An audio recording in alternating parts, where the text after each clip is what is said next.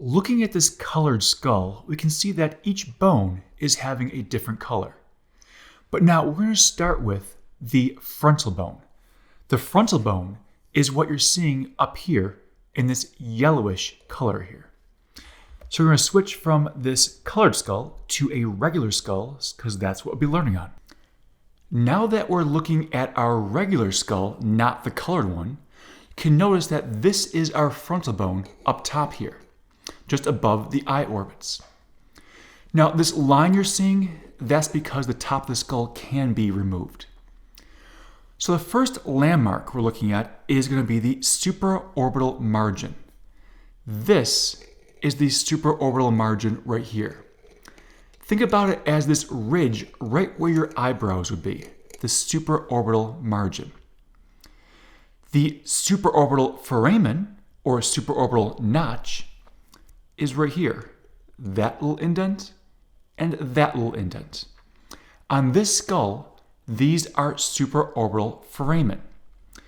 If this was an indent and not a hole, because foramen is hole, if it was an indent, it was a notch, that'd be the supraorbital notch.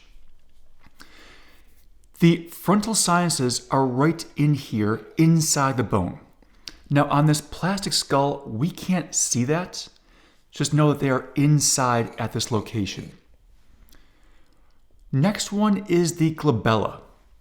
The glabella is this ridge right here. It's right between your eyebrows. So if we go to the top of the nose, this is the glabella, that point right there. And that leaves us with the frontal squama. The frontal squama is this portion up here. Think of it as your forehead, the frontal squama. Now, on each side of the frontal bone, you're going to find a suture. A suture is what is going to join it to the next bone over. So you'll notice there is a suture running back here. So it's the posterior portion of the actual frontal bone. That is our coronal suture. The coronal suture is right along here, the posterior portion of the frontal bone, just before it gets to the two parietal bones back there. So that's the coronal suture. So that is the frontal bone. We're up here, the frontal bone.